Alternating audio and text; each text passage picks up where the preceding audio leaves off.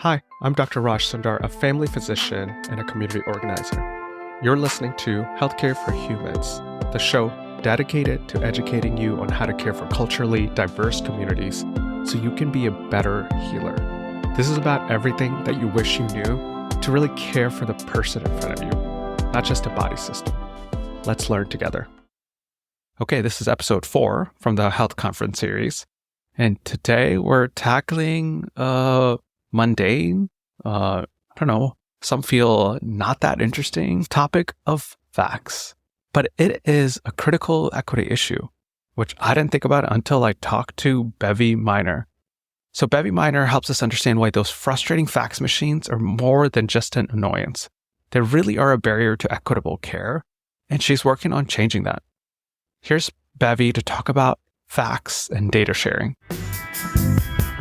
All right, Bevey, tell me about yourself. I have been in healthcare technology for over 20 years and mostly in interoperability, trying to solve this problem. I've been at 3 EHR companies, and shoot me if I go to another EHR company. But they are important, and how data is shared amongst those different EHRs and generally in our healthcare system is perplexing and challenging. I've been at Consensus Cloud Solutions for 5 years. And we are solving the data sharing problem, which really is a receiving problem, not a sending problem. Yeah, that's a great summary. And I'm thinking about myself and the patients that I see. As a primary care doctor, often the people that are marginalized, struggling the most, they go to community health center, then they go to a different system, they're uninsured. So their information about what's happened, what are their medical problems, it's so hard to get a hold of. So tell me more about how your solution has helped make change and how it's related to equity. Yeah, when you think about interoperability and data sharing being a receiving problem, it's not a sending problem, it's a receiving problem. We often forget that different care settings can receive data in different ways. So if you look at certified EHRs and the hands that certified EHRs are in, this goes all the way back to 2 decades ago when physicians were giving incentive money to get a certified EHR. Yep. Then they had meaningful use. They used those certified EHRs to meet quality metrics to get better reimbursements. There was a whole side of healthcare that was left out that CMS did not provide those incentives to, behavioral health being one, a lot of community clinics. And even if a physician started on an EHR, upgrading those EHRs became pretty expensive over time. So as you look at where some rules and regulations are going, and part of my job is policy, it's going to a single sharing of data, a single standard of sharing data, which is moving to the FHIR resource sharing of data. And if you look at the substance abuse clinic, that substance abuse clinic is not on a certified EHR. Many are not on certified EHRs. So how do they communicate today? They communicate via, horrifically, their dial-up fax machine, but they also communicate with our company via digital cloud faxing. Our eFax product is the largest in healthcare, one of the largest in the world. We also know that it's the simplest way to do send and receive. So we've got ways we can solve that too. Do you feel like we're making progress in the policy realm to have a common system of sharing data among all the different stakeholders that you just mentioned? I do, but I have advocated, and successfully, that we need to allow innovation to change the way one prescribed standard is going to be met. So you can't say to the substance abuse clinic, the birthing center, the small little community clinic from a health equity standpoint, go buy an expensive EHR. Make sure that you can send information via FHIR resources. You want to do a prior authorization? Oh, you can only send it via FHIR. Yeah. They don't have the resources to do that. I've talked to many of our customers that say, if this is required, we won't be able to keep our doors open. Yeah. And even if you look at different data modernization efforts on behalf of CMS, the CDC, to push everything towards FHIR, imagine you have population health and you're trying to really understand analytics on data, and it's all populated in a FHIR standard, which absolutely has to happen because it's structured. Yeah. You can analyze it. What happens when so many underserved markets cannot populate that database. Wow. They are not a part of the analytics. Systematically exclude certain people. Right. What we need to do is to implement, the industry needs to implement translation technologies, and our company does that too, where you can take a fax and you can use intelligent data extraction on that fax, and you can separate all of the information into separate data fields. We have a JSON file now at the very end. That's the output, and it can be sent as a file resource message X12. Yeah. But the sending entity does not have to worry about how the receiving side is going to get it. Because if you do partnerships the right way, if you look at some of these other technologies, and some are here on the floor of health too, in terms of how do we maneuver and make data sharing much easier, we have to recognize that so much of healthcare, as we both chuckled, is still on the dial-up fax machine. It's just crazy. Yeah. And I often hear that HIPAA is still a problem. That's why we're still doing fax. I don't know if that's a misunderstanding or miscommunication. This is the way to follow HIPAA guidelines. Of course, a paper fax can sit on a fax machine. It's definitely not HIPAA compliant. But we understood the importance of that, even in a digital cloud fax world.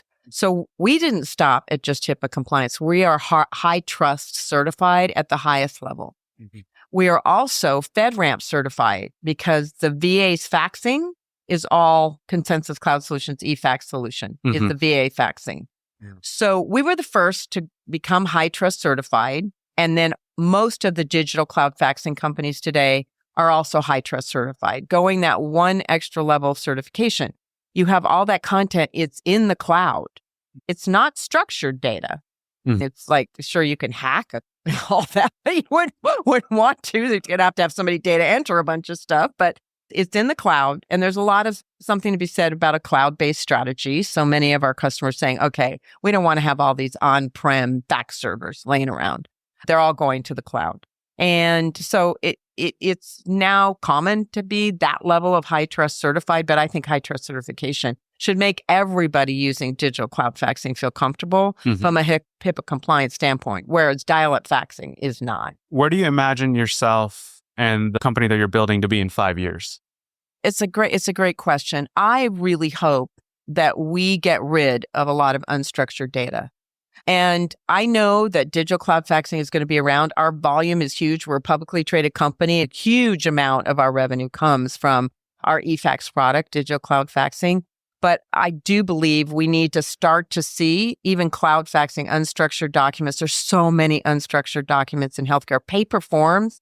There's over 30,000 different prior authorization forms.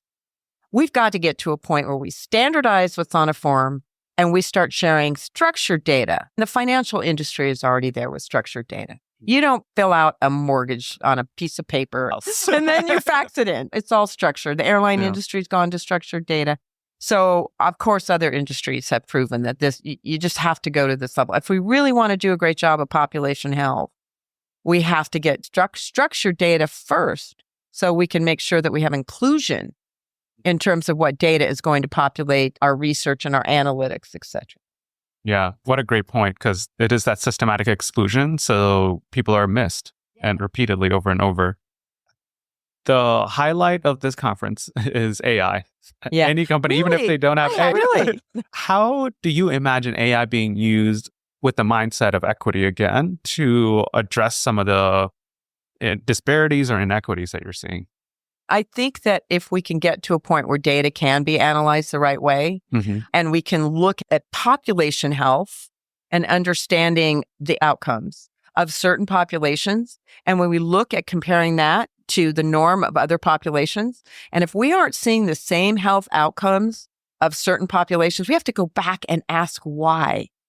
We won't understand health outcomes. We won't be able to understand the why of even answering that question unless all participants in our healthcare system can participate in a structured data sharing format for analytics, for population health, for comparative effectiveness.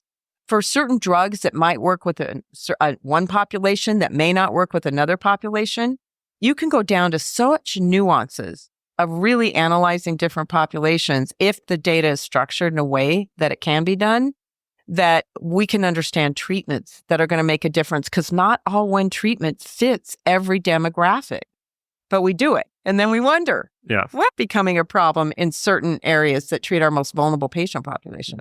Somebody just reminded me, even for women's health, which has been a highlight, that it's also ignored. There's inequities between women's health and men's health in different ways.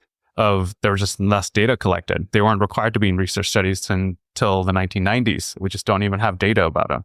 So how do we ensure we categorize and systematically look at if any population is disproportionately affected? Yeah, and certainly that's a gender that's extreme at 50% of our population. When you look at people of color, when you look at the aging population, when you look at the duals, the Medicare, Medicaid population, and you look at those same health outcomes, the diabetic patient will be treated very differently when they're in a different demographic than the diabetic patient that is sitting in some of our underserved markets. And we're going to see worse health outcomes. And they're an expensive population.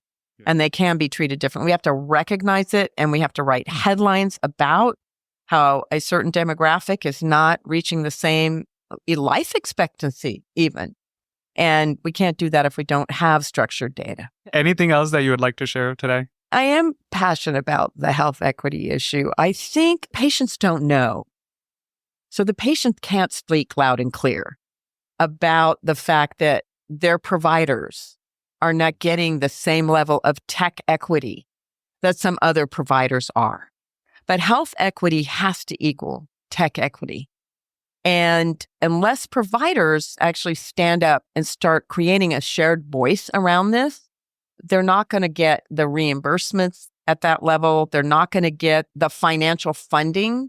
Now, as I've advocated with CMS and ONC, there's been conversations about how do we start to fund this lack of tech equity so that we can keep a level playing field. You're starting to see some health plans are stepping up and saying, look, we need to have tech equity. We will start to fund some of the programs that are going to get these providers the same level of technology that we need, because they need to have structured data populating their databases. And even CMS and ONC is starting to say, look, when it comes to health equity, we recognize that even Medicaid's databases are a mess, and that they might need some federal assistance and funding to get their databases up to speed so we can really understand what the output is and what the analytics are. Yeah. So I would say, go find your largest sponsor, largest system that really needs to have that structured data within their catchment area, and start pushing on funding. Even when CMS came out with the meaningful use and the EHRs, hospitals could pay for 85% of that EHR. 15% was what the docs had to pay. We're at the same level of disruption between the haves and the have-nots right now. And we have to figure out who's going to pay for the have-nots. Tech equity, that's also another term that we need to start saying out loud more. So I really appreciate it. So I am Bevey, Bevey .miner, MINER at consensus.com. And people can find me there, and they can look at our website and look at any of my blogs or any of the advocacy and thought leadership work that I do. I'm frequently on webinars talking about health equity equaling tech equity. And I would love it if everybody rose the consciousness of how important that tech equity piece is. Thank you so much. Thanks for coming on. It's a pleasure. As always, thank you for listening to Healthcare for Humans. If you've found any value in this podcast, I have 2 quick requests. 1, please leave a review in the podcast app that you're listening to my voice in right now. It really helps others discover the show. 2, share this episode with anyone who you think might benefit from it. For easy access to all our episodes and to support the podcast, visit www.healthcareforhumans.org. There you'll find our content clearly organized by topics, countries, themes, to help you choose what to listen to next. Until next time, this is Dr. Raj Sundar, reminding you that culturally responsive care leads to better patient outcomes. See you again soon.